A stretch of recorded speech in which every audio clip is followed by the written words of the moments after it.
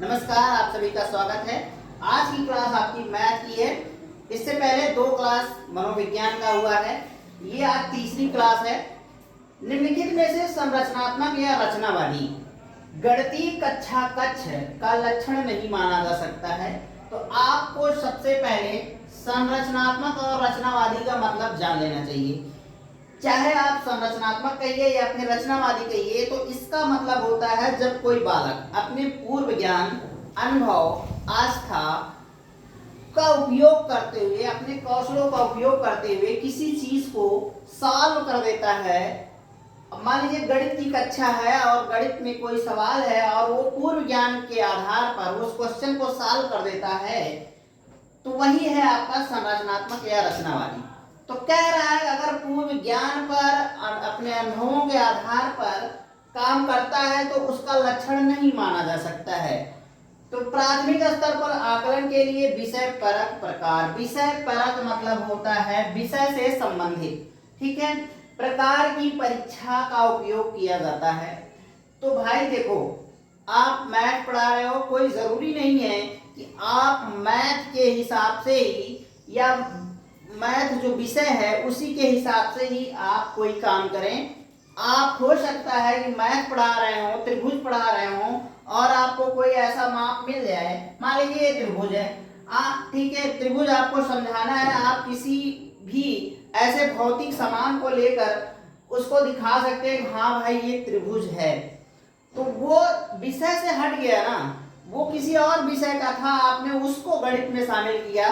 तो इस तरीके से ये वाला ऑप्शन आपका गलत है, ठीक है। और अगर लक्षण नहीं माना जा सकता है तो यही आपका ऑप्शन सही भी हो जाएगा, ठीक है। गणित और दूसरे पाठ्येतर, पाठ्येतर मतलब क्या होता है, जो भी आपके पाठ्यक्रम में है उसके अलावा अलग कोई कैरिकुलम होता है, कोई विद्यालय चला रहा है, कोई संस्था चला रही है, तो वो पाठ्येतर मतलब पाठ से हटकर अगर आप कोई काम करते हैं, क्षेत्रों के बीच संबंधों को उजागर किया जाता है। तो हाँ, ये बिल्कुल सही है। रचनावादी में जो है आप पाठ से हटकर भी किसी बच्चे को समझाते हैं या बच्चा काम करता है, ठीक है। सी का क्या है, गणित के अध्ययन में भाषा और संवादों की भूमिका पर उचित ध्यान दिया जाता है। भाई कोई भी चीज हो, भाषा और संवाद बहुत जरूरी है। अगर आपकी भाषा शुद्ध नहीं है तो आप शायद उस चीज को सही से समझ नहीं पाएंगे। संवाद मतलब एक दूसरे से बातचीत करना, तो आप वो भी नहीं ठीक से समझ पाएंगे। और अगला है, अध्यापक स्वीकार करता है कि दी गई अन्योन क्रिया क्या होती है। अन्योन क्रिया ये बहुत कठिन शब्द है, अगर आप कहीं ढूंढेंगे तो इसका अर्थ सही से मिलेगा। अन्योन क्रिया का मतलब ये होता है एक ही काम को अलग अलग प्रकार से अगर 2 बालक 4 बालक कर रहे हैं और काम सेम टू सेम वही आ रहा है, मतलब उसका मतलब वही आ रहा है लेकिन अलग अलग प्रकार से कर रहे हैं, तो वो अन्योन क्रिया होती है। विभिन्न विद्यार्थी अलग अलग प्रकार से समझ सकते हैं। तो आपका ये भी सही है, ये भी सही है, ये भी सही है, मतलब लक्षण है। यहाँ पूछ रहा है लक्षण नहीं है, तो लक्षण नहीं है ए का, तो यही आपका ऑप्शन ए सही हो जाएगा। तो आई होप आपको ये क्वेश्चन अच्छे से समझ में आया होगा। अभी आपको बहुत ही मस्त मस्त क्वेश्चन मिलने वाले हैं। पेडागोजी तो मिलेगा ही, कुछ क्वेश्चन मैं आपको डायरेक्ट मैथ का भी कराने वाला हूँ। तो आप लोग वीडियो को छोड़िएगा मत, पूरा देखिए और मजे लीजिए। अगला प्रश्न आपके सामने है, गणित अधिगम के संबंध में निम्नलिखित में से क्या सही नहीं है। देखिए क्वेश्चन को बहुत ध्यान से पढ़ा करिए। नहीं है, यहाँ अक्सर आप लोग गलत कर देते हैं और आपका क्वेश्चन गलत हो जाता है आते हुए भी। है और नहीं है में ध्यान दिया करिए। ऑप्शन है, सामाजिक आर्थिक पृष्ठभूमि का गणित के निष्पादन पर असर होता है। विद्यालय में दिए जाने वाले निर्देशों की भाषा का असर बच्चे के गणित के प्रदर्शन पर हो सकता है। गणित के उत्कृष्ट प्रदर्शन की प्रतिभा स्वाभाविक होती है और अध्यापक के सीखने वालों के प्रति विचारों का अधिगम परिणामों पर प्रभावशाली होता है। तो आप इसको ध्यान से देखिए तो देखेंगे सामाजिक आर्थिक पृष्ठभूमि, सामाजिक आर्थिक पृष्ठभूमि का असर पड़ता है गणित के निष्पादन पर। निष्पादन मतलब होता है परिणाम होता है, ठीक है। पर असर पड़ सकता है। दूसरा है तो कहने का मतलब ये सही है, ये गलत नहीं है। ठीक है, विद्यालय में दिए जाने वाले निर्देशों की भाषा का असर बच्चे के गणित के प्रदर्शन पर हो सकता है। बिल्कुल हो सकता है। अगर भाषा ही गड़बड़ है, अगर लैंग्वेज ही बच्चे को समझ में नहीं आ रहा है, तो बिल्कुल असर पड़ सकता है। फिर है गणित में उत्कृष्ट प्रदर्शन। उत्कृष्ट मतलब अच्छा प्रदर्शन करने की प्रतिभा स्वाभाविक होती है। तो ये भाई गलत है। आप जन्मजात गुणों को नहीं मान सकते। अगर आप जन्मजात ही गुणों को मान लिए तो फिर आपको पढ़ाने की क्या जरूरत है। जो जिस क्षेत्र में होगा चला जाएगा। जिसको मैथ आता है मैथ में चला जाएगा, जिसको साइंस आता है साइंटिस्ट बन जाएगा। तो नहीं, आपको निखारना है। आप टीचर है ना, आपको निखारना है बच्चों के गुण को। तो उत्कृष्ट प्रदर्शन नहीं हो सकता है, स्वाभाविक नहीं हो सकता है। अगली बात आती है अध्यापक के सीखने वालों के प्रति विचारों का अध्ययन परिणामों का पर प्रभावशाली असर होता है। तो ये भी सही है। इस तरीके से आपका डी सही है, बी सही है, लेकिन सी जो है गलत है। और यही आपका ऑप्शन सी सही होगा। आपका आंसर यही होगा। तो आई होप आपको ये क्वेश्चन अच्छे से समझ में आया होगा। देखिए, कोई क्वेश्चन अगर समझ में ना आए तो पहली बात तो उसके भाषा को तोड़िए। जैसे अधिगम क्या होता है? अधिगम होता है सीखना। मैंने जो जो कठिन शब्द होते हैं उसके अर्थ आपको बताने का प्रयास करता हूं कि आपको सरल से सरल भाषा में समझा सकूं। सीटेट कोई बहुत बड़ी चीज नहीं है। आप भाषाओं में ही फंसते हैं। इतने कठिन कठिन शब्द डाले जाते हैं कि अच्छा अच्छा लड़का भी चकरा जाता है। तो ये सब बातें होती है। आपको अपनी तैयारी में इन सब चीजों को शामिल करना चाहिए। आपको भाषा को पकड़ना है। सामाजिक क्या है, आर्थिक क्या है, निष्पादन क्या है, ये सब जानते रहेंगे ना, तो आप अपने आप क्वेश्चन को सरल कर लेंगे और समझने में आपको आसानी होगी। तो चलिए अगला क्वेश्चन देखते हैं। तो ये तीसरा क्वेश्चन है और बहुत ही अच्छा क्वेश्चन है। इस तरीके के क्वेश्चन आपके पेपर में बराबर आते हैं और बहुत ही लेंदी भी होते हैं। एक प्रकार से अगर आप होशियार नहीं रहेंगे तो ये क्वेश्चन पक्का गलत हो जाता है। तो चलिए क्वेश्चन को पढ़ते हैं। मैं दो अंकों की संख्या हूँ। दहाई के स्थान पर अंक और इकाई के स्थान पर अंक क्रमिक अभाज्य हैं। अंकों का योग 3 और 4 का गुणज है। तो देखिए, इस तरीके के सवाल ना आपको लगाने के लिए ऑप्शनों पर जाना चाहिए।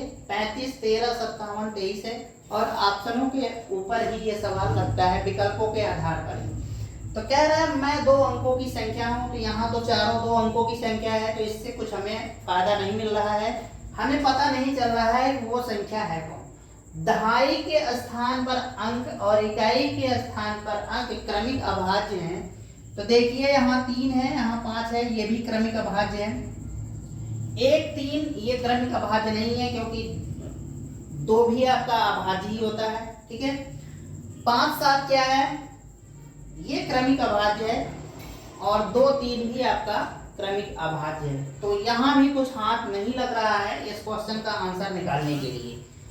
तो आगे वाली लाइन में यहीं से आपको मिलेगा अंकों का योग। अंकों का योग 3 और 4 का गुणज है। मतलब ये जो संख्याएं दी हैं ना, तो उन्हीं का योग का बात कर रहा है। जैसे 5, 3 क्या होता है? 5, 3 8 होता है। 1, 3 क्या होता है? 4 होगा। और 7, 5 क्या होगा? 12 होगा। और 2, 3 क्या होगा? 5 ही होगा। तो ये है अंकों का योग। ठीक है, कह रहा अंकों का योग 3 और 4 का गुणज है। गुणज मतलब होता है जब 3 और 4 का गुणा करते हैं और जो प्राप्त होता है गुणनफल ना, वही गुणज है आपका। तो क्या होगा? 3 गुणे 4 बराबर 12 हो गया। 12 आ रहा ना। अंकों का योग 3 और 4 का गुणज है। मतलब अंकों का योग कितना है? 12 है और 3, 4 का गुणज भी 12 ही है। तो 12 जिस ऑप्शन में है वही सही हो जाएगा। और 57 जो है ना, यही आपका 2 अंकों की संख्या हो जाएगी और सी ऑप्शन आपका सही हो जाएगा। तो आई होप आपको ये क्वेश्चन अच्छे से समझ में आया होगा। तो चलिए अगला क्वेश्चन देखते हैं। अगला क्वेश्चन है निम्नलिखित शाब्दिक समस्या के प्रकार को पहचानना है। ये सवाल है, इसको पहचानना है। मेरे पास 6 पेंसिल है। ठीक है, मेरे पास 6 पेंसिल है। मान लो कि मैं हूँ, 6 पेंसिल है मेरे पास। मनीष के पास मेरे से 2 अधिक पेंसिल है। एक मेरे सामने खड़ा है, मनीष है, उसके पास हमसे 2 पेंसिल ज़्यादा है। तो मनीष के पास कुल कितनी पेंसिल है? अगर देखा जाए तो मेरे पास 6 पेंसिल है, ठीक है, और मनीष के पास मेरे से 2 ज़्यादा पेंसिल है। तो अगर हमसे 2 ज़्यादा है तो मतलब कितना है उसके पास? 8 पेंसिल है, और हमारे पास कितनी है? 6 है।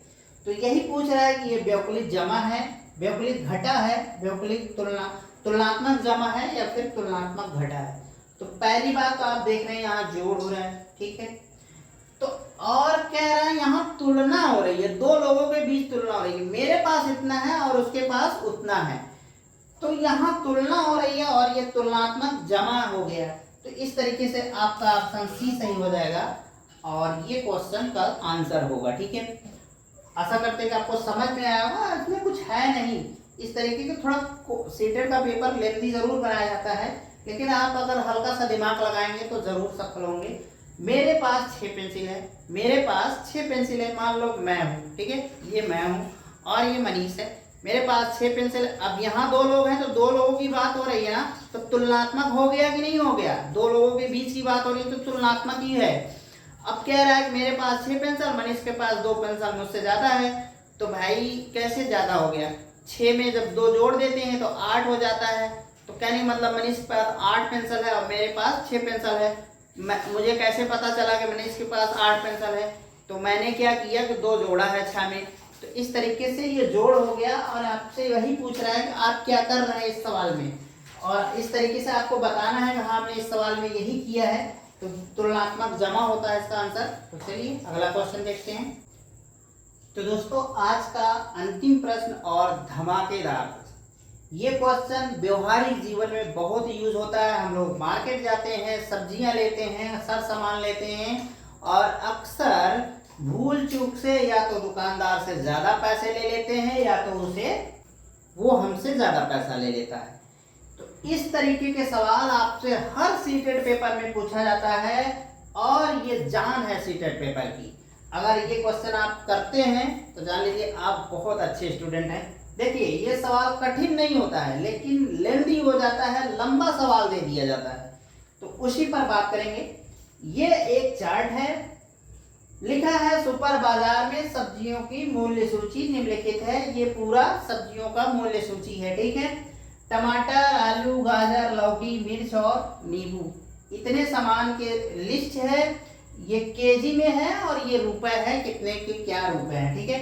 सवाल पर आते हैं। कह रहा है संजय ने 1/2 केजी टमाटर, 1 केजी आलू, 1/2 केजी गाजर, 250 ग्राम मिर्च और 6 नींबू खरीदे। उसने बिल क्लर्क को काउंटर पर ₹200 का नोट दिया। उसे कितने रुपए वापस मिलेंगे? तो सबसे पहले आपने क्या क्या सामान लिया है उसकी आपको एक लिस्ट बना लेनी चाहिए प्यारी सी। तो मान लीजिए हम जो है अपना एक लिस्ट तैयार करने का कोशिश करते हैं, ठीक है। चलिए लिस्ट बनाने की कोशिश करते हैं। संजय ने 1/2 किलो टमाटर खरीदा। टमाटर यहाँ लिखा है 1 केजी 40 रुपए का है। तो 1/2 किलो मतलब आधा किलो की बात कर रहा है। तो आधा किलो टमाटर कितने का हो गया? 20 रुपए का हो गया। 20 रुपए का हमने टमाटर ले लिया, ठीक है। इतनी बात समझ में आई? आशा करते हैं कि समझ भाई। 1 किलो का 40 रुपए था, आधा किलो का उसका आधा का क्या हो जाएगा? 20 है तो 20 ही तो होगा, 40 का आधा 20 हो जाएगा, ठीक है। यहां तक हमने सवाल को लगा लिया। 1 केजी आलू, तो आलू पे चलते हैं। 1 केजी, यहाँ 2 केजी का दाम क्या है? 25 रुपए है। तो इसका जस्ट आधा 1 केजी की बात कर रहा है। अगर हम 25 का आधा करेंगे ना तो क्या आएगा? 12.50 पैसे आएगा।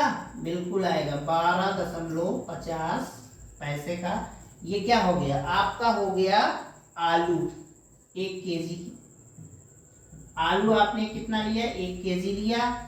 और टमाटर आपने कितना लिया है? टमाटर आपने आधा किलो लिया है, ठीक है। 2 सामान आपका हो गया। तीसरा सामान 1/2 केजी गाजर। गाजर इसमें कहाँ है? ये अगर 250 ग्राम 20 रुपए का मिलता है तो आधा किलो 250 मतलब एक पौआ। और जब आधा किलो तो 2 पौआ मिला देंगे तो आधा किलो हो जाएगा। तो मतलब गाजर हमने कितने के लिया? 40 रुपए का लिया।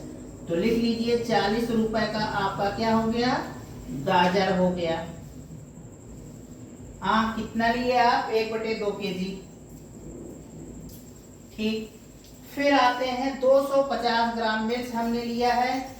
मिर्च जो है आपका 100 ग्राम 10 रुपए का है, तो 200 ग्राम 20 रुपए का हो गया, प्लस उसी में 50 ग्राम और, तो 25 रुपए का आपका क्या हो गया? मिर्च हो गया। 25 रुपए का मिर्च हो गया। कितना? 250 ग्राम। ठीक है, इतनी बात समझ में आ रही है। फिर बात करें, क्या 6 नींबू खरीदे। नींबू ये है, 4 पीस जो है 10 रुपए का मिलता है, तो मतलब एक नींबू कितने का मिलता है? तो 2.5 रुपए का। 2.5 रुपए मतलब 2 रुपए 50 पैसे का। तो 4 नींबू तो ये हो गया, प्लस 2 रुपए 50 पैसा के एक नींबू, तो दोनों भी और बढ़ रहा है, तो 5 रुपए और हो गया। तो मतलब 10 5 15। 15 रुपए का हमने क्या किया? नींबू लिया है। कितना लिया है? 6 ठो लिया है। अब इसको आप जोड़ लीजिए। ठीक है, जोड़ेंगे तो आएगा 0 0 0 आएगा, ये 5 है, आ जाएगा 5। अब ये हुआ 2 0 है, ये 2 है, 2 और 0, कोई बात नहीं, 5 2 7 7 5 12 हो गया। हासिल लगा 1, तो ऊपर 1 लिख लो। 1 2 3 हो गया, 3 1 4 हो गया, 4 4 8 हो गया, 8 2 10 हो गया, 10 1 11 हो गया। 112 रुपए 50 पैसे का आपका टोटल सामान आपने लिया है। ठीक है, कह रहा है कि संजय जो है बिल के काउंटर पर 200 रुपए का नोट देता है, उसे कितने रुपए वापस मिलेंगे। तो अब 200 रुपए में आप इसको जो है 112.50 को घटा लीजिए, तो 0 0 ही हो जाएगा। ये 0 है, इसको बनाएंगे क्या? 10 बनाएंगे, आएगा 5। यहाँ बचा कितना? 9 बचा। 9 में से 2 जाएगा 7 आएगा, और यहाँ बचा क्या? 9 बचा। अब 9 में से 1 जाएगा, आएगा 8। ठीक है, मतलब क्या? 87.50 या 5 शून्य कह सकते हैं, या 87 रुपए 50 पैसे आपको वो वापस लौटाता है। तो ऑप्शन में कहाँ है? ये डी ऑप्शन है, 87.50। 87 रुपए 50 पैसे आपको लौटाएगा। तो कोई दिक्कत? इस तरीके के सवाल ऐसे इसको हल किए जाते हैं। आप लोग इस पर काम करिए, ये बहुत ही इंपॉर्टेंट क्वेश्चन है, 100% आपके पेपर में आता है, इसको हल्के में मत लेना। और अच्छे गणितज्ञ भी इस सवाल को गलत करते हैं। उसका रीजन ये होता है कि सवाल लंबा होता है, समय कम होता है, प्रेशर ज्यादा होता है, और क्वेश्चन को एक बार में लगाने की क्षमता भी बहुत कम लोगों में होती है। अब आप सोचेंगे चलो लगा लिए, लेकिन जहमत कोई उठाता नहीं है कि दोबारा उसको चेक किया जाए, क्योंकि टाइम बहुत कम रहता है। ठीक है, तो ये प्रॉब्लम होती है। इस पर आप प्रैक्टिस कर लेंगे तो आपका ये सवाल कभी नहीं गलत होगा, क्योंकि हलवा है ये सवाल, सिर्फ हलवा है, लेकिन लंबा दे दिया जाता है, बस बात यही होती है। तो चलिए अगला क्लास फिर कल आपको मिलेंगे। और अगर आप यहाँ तक पहुँच ही गए हैं तो एक लाइक जरूर करिएगा, और अगर आप चैनल पर पहली बार हैं तो सब्सक्राइब कर लीजिए, सपोर्ट करिए। ये व्हाइट बोर्ड डिजिटल बोर्ड में आप लोग बदलवाइए। ठीक है, तो आप लोगों को इससे भी अच्छी क्लास मैं दूंगा। तो चलिए आज के लिए बस इतना ही। नमस्कार, जय हिंद।